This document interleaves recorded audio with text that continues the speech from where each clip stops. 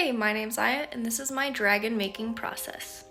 So I guess I should show you guys the dragons I do make. And they're all basically on this shelf above my snake cage.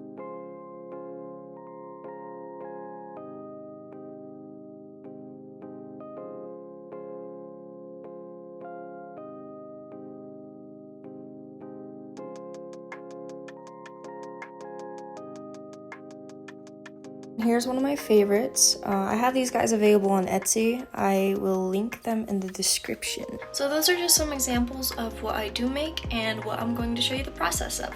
This is where I work most of the time, and trust me, it's usually a lot more messier than this. The first thing I do is, of course, push the keyboard back and then put this thingy somewhere. And you may not see it now, but there's actually a lot of dust that collects underneath the keyboard, and that's why we use cleaning wipes. So I grab one of these and I just wipe the workspace down. And while I wait for it to dry, I go get a cup of water so that I can use it to remove fingerprints and dusts from the clay. And now we're all set up.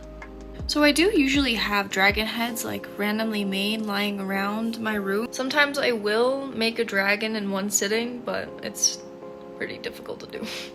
So I decided to use these two colors. I'm going to mix them together to make a light blue pearl. And then I just went ahead and took half of each and began mixing the colors together.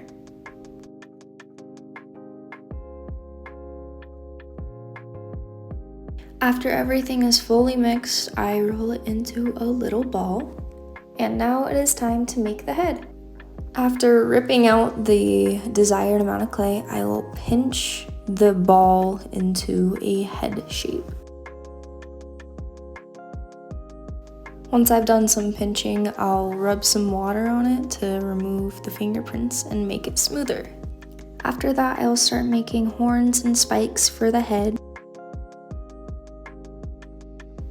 Then I'll ploop them on and smooth.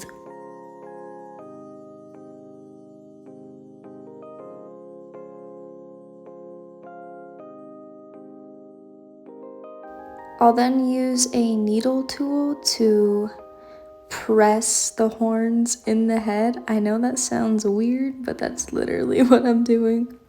And now it's time to make other horns to ploop.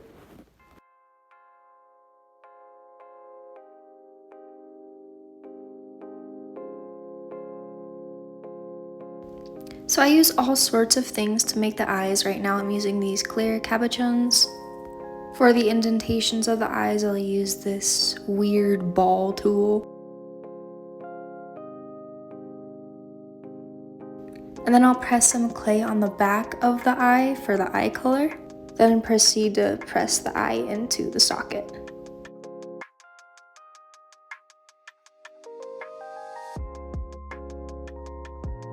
I'll smooth out the dragon with some water. I like to add something to the forehead on each dragon, whether it be a piece of clay or a gem. And now it's time to bake.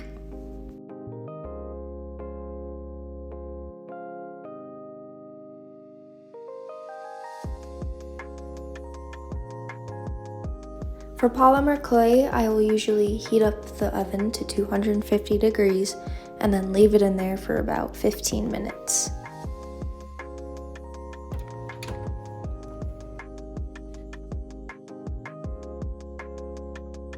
I like to make the body of the dragon after the head is all finished, and I'll do that by rolling out a cone shape.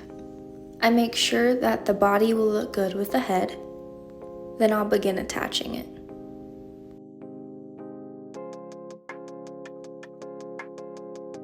After attaching the head to the body, I start to make limbs.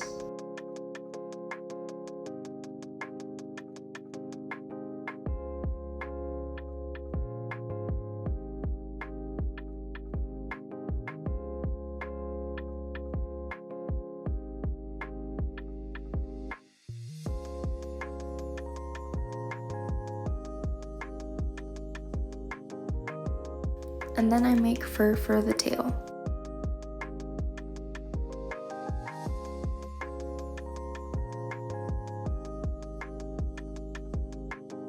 and also the spikes.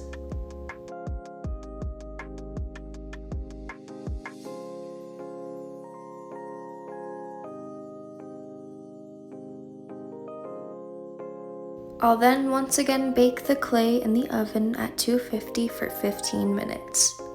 Once the dragon is finished baking, I like to glaze them with wood varnish.